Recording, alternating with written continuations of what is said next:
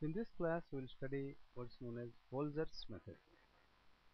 Holzers method is used for studying the natural frequencies and mode shapes of multi-degree of freedom systems. The one more method that we have studied earlier is Dunkerley's method for multi-degree of freedom systems. But in the Dunkerley's method, we use Dunkerley method only for finding out the fundamental frequency. In the case of Holzers method, we will be able to find out all the natural frequencies. Holzers method is usually used for multi-rotor systems. You can use this method for any number of degrees of freedom. You can have 3 masses or any number of masses or any number of rotors mounted on shaft. For example, typically like various turbine rotors, turbine stages on a stages of a turbine can be represented as rotors. And naturally, as the number of degrees of freedom increases, the frequency equation would be uh, uh, becoming increasingly complex. For example, we have 13 rotors. You will have a frequency equation with omega to the power 26. Naturally, this becomes a computationally intensive problem, and you end up using computers for solving problems, complex problems using Holz's method. Well, to see how this method works, let us take a problem with 3 masses like this, and we will name these masses as nth mass as Mn, the mass before that Mn minus 1, Mn plus 1, etc. Let us call this spring here as Kn, and the spring associated with this mass Mn minus 1 as Kn minus 1, and so on. What we do here is we take a station to the right of nth mass and we call it Rn. The station to the right of Mn minus 1th mass is Rn minus 1. Whenever we take a section to the left of this mass, we call it Ln, for example for nth mass. Well, the method basically lies in finding out a state matrix Xf for this mass and also the state matrix for this spring. So, and then we combine the associated matrices and then try to get a relation between the state at this point station n to the state at point n minus 1. Let us see how we do it. Now, as far as this mass Mn is concerned, we will find that the force to the displacement to the right of the mass is the same thing as the displacement to the left of the mass. So we write xrn is equal to xln. Similarly, the considering the force to the right of this mass minus force to the left of this mass is what causes acceleration of this mass Mn. So the corresponding equation we write as Frn minus Fln is equal to Mn x into xn double dot. Well, when you have harmonic motion, xn double dot, that is when you write xn is equal to some a sin omega t, etc., then xn double dot will lead to this minus omega square preceding this Mn xn. So the second equation for force becomes Frn minus Fln is equal to minus omega square Mn xn.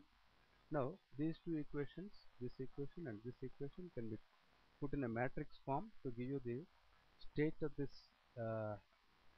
state at this point as xf to the right of nth mass is equivalent to 1 0 minus omega square m comma 1. That is, x is equal to 1 into x plus 0 times f.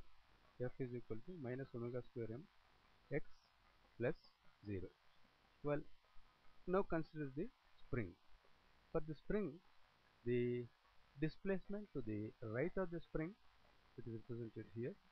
The displacement to the right of the spring minus displacement to the left of the spring is caused due to the force and depends on stiffness. So that equation is represented as xln minus xrn minus 1 is equal to frn minus 1 divided by kn. Again, as far as the force is concerned, the force at this point is the same thing as the force to the left of the spring. Therefore, we write Fln is equal to Fr n minus 1. So we are talking about this force, that is this force as the force to the left of the spring, but is the same thing as the force to the right of n minus 1 station. Therefore, you write the equation as Fln is equal to Fr n minus 1. These two equations again can be put in this matrix form. Xfln is equivalent to 1 by kn 0 1 times Xfr n minus 1. So basically you have now the xrn is equivalent to this matrix into xfln, whereas xfln is given by this expression. Therefore, we can combine these equations 2 and 4. Incidentally, this matrix where we talk about this mass is called the field matrix, rather the point matrix, whereas the matrix associated with the spring, that is called the field matrix. The combination of these two is going to be what is known as the transfer matrix. When you combine these two, those above equations, you find the state xf Rn is given by 1 by kn minus omega square mn into 1 minus omega square mn by kn times x f Rn minus 1. That is, this equation is trying to connect the state at the nth station to the state at n minus 1th station, and this is called the transfer matrix. Well, this is what we do. We extend this from n minus 1 to n minus 2. You get a similar equation. Here you have n minus 1, here you have n minus 2, the corresponding transfer matrix that relates n minus 1 and n minus 2 stations, and so on.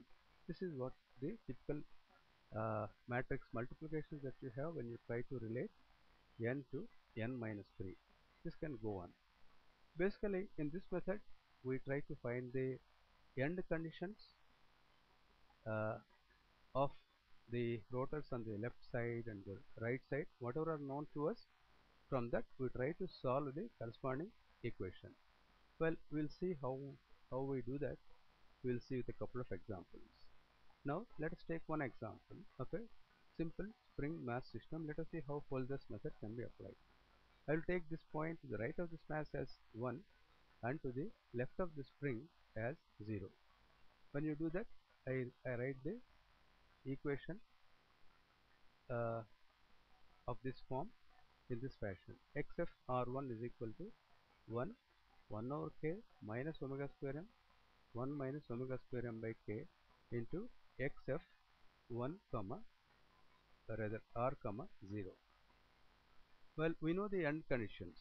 The end conditions are the displacement at this point near the wall is 0, that is x r0 is 0, and also the force to the right of the mass is also 0, that is f r1 is 0.